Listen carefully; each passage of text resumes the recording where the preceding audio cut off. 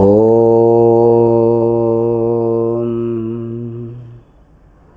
అందరికీ నమస్తే. ఈరోజు మనము ఒక వేద మంత్రము గురించి తెలుసుకుందాం. ఓం అపామ సోమం అమృత అభూమ అగన్మ జ్యోతిరవిధామ దేవాన్ కిం నో నమస్మాన్ కృణవధరాతి కిముధూర్తి అమృతమర్త్యస్య. ఋగ్వేద మంత్రము, భావార్థము మరియు వివరణ చూడండి. నేను నన్ను అమరునిగా చేయు జ్ఞానామృతమును తాగి తిని. చూడండి, ఇక్కడ పరమాత్ముడు ఈ మంత్రంధం గారు ఏం చెప్తున్నాడంటే, నేను నన్ను అమరునిగా చేయ జ్ఞాన అమృతమును త్రాగి తిని.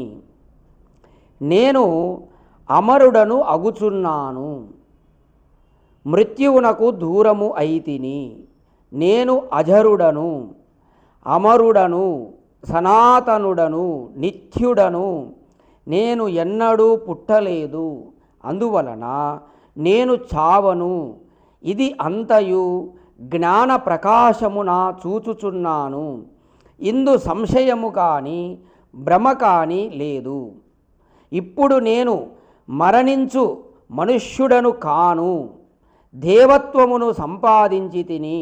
ఇప్పుడు నాకు శత్రువు లేడు, మిత్రుడు లేడు. అజ్ఞానవశమున నన్ను శత్రువుగా ఎంచి నాకు హాని కలిగింపతలచువాడు అజ్ఞాని అగును. చూడండి, ఇదంతా కూడా దేనివల్ల కలుగుతుందంటే జ్ఞానము ఆధారంగా ఈ విధంగా తెలుసుకుంటాడంట. అంటే ఎట్లా? నేను నిత్యుడను, పుట్టలేదు, చావను, పుట్టకుంటే చావరు. అలాగే మృత్యు అనేది లేదు, నేను అజరుడను కాను, అమరుడను.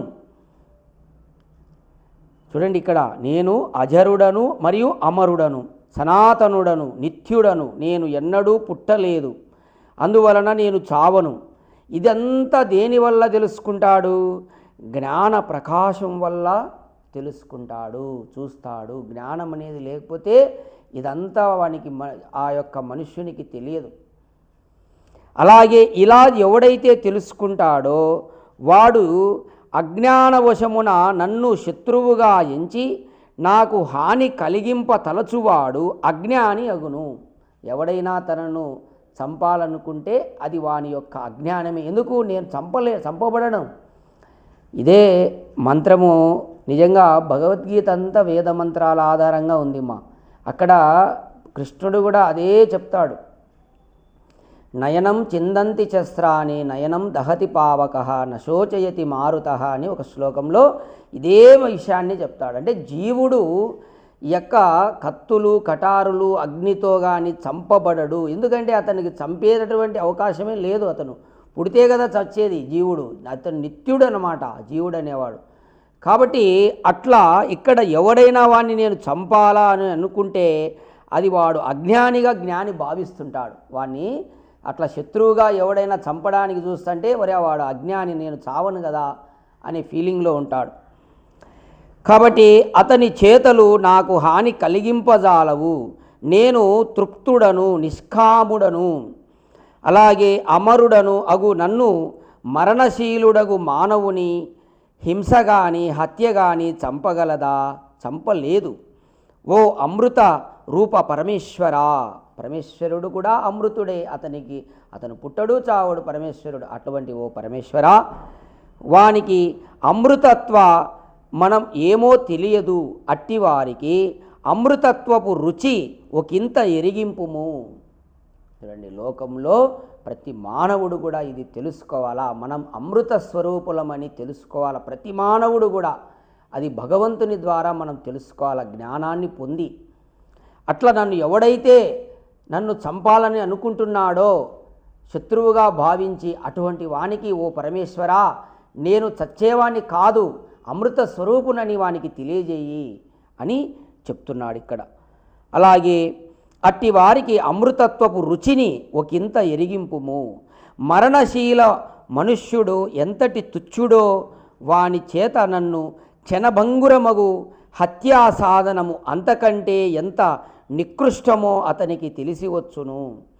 మనుష్యుడు తన మర్త్యపు అవహేళనను గుర్తించిన నాడు అమరుడు అగుటకు యత్నింపసాగును. చూడండి, ఈ విధంగా మనుష్యుడనేటటువంటి వాడు అతను చచ్చేవాడు కాదు, అతని ఎప్పుడు కూడా పుట్టడు చావడు జీవుడు అని ఎవడైతే తెలుసుకుంటాడో అప్పుడు గుర్తించిన నాడు అమరుడు అగుటకు యత్నింపసాగును. అంటే అటువంటి మనుష్యుడు తను నిజంగా చచ్చేవాణ్ణి కాదు కదా, నేను అమృత స్వరూపుడు కదా అని గుర్తించిన నాడు అతను నిజంగా అమరుడగుటకు ప్రయత్నం చేయును. దేవత్వమును సంపాదింప ఆరంభించును. అప్పుడు అతను దేవత్వమును పొందడానికి ప్రయత్నం చేస్తాడు, మొదలు పెడతాడు. అప్పుడు అతడు ఎవరిని చెడగొట్టడు. ఇంకా అట్లా దేవత్వమును ఎవరైతే పొందాలనుకుంటారో అతడు ఇంకొక మానవుని ఎవరిని కూడా చెడగొట్టడు. ఎల్లరికీ సహకార్యగును. అందరూ కూడా వాళ్ళల్లో కూడా ఆ జీవుడు ఉన్నాడు కదా, వాడు అమరుడే అని చెప్పి ప్రతి ఒక్కరికి కూడా సహకారి అవుతాడు. అమరుని చంపకోరుట ఎంతటి వ్యర్థ ప్రయాసము తెలియదా? పరితృప్తుడగు జ్ఞానికి హాని చేయకోరువాడు ఎంతటి భ్రమలో ఉన్నాడో చూడండి. ఈ విధంగా జ్ఞానంతో తృప్తి పొందినటువంటి వాడు, అంటే తను ఎవరో తన్ను తాను తెలుసుకున్నటువంటి జ్ఞానిని, నేను అమరుడు అని తెలుసుకున్నటువంటి జ్ఞానిని చంపడానికి ప్రయత్నము చేస్తే వాడు ఎంత భ్రమలో ఉన్నాడో చూడండి. అంటే ఇక్కడ మన స్వాతంత్ర సమరయోధులు కూడా అలానే ఉన్నారండి. అందరూ కూడా వాళ్ళు కూడా వేదాలు చదువుకున్నారు కదా.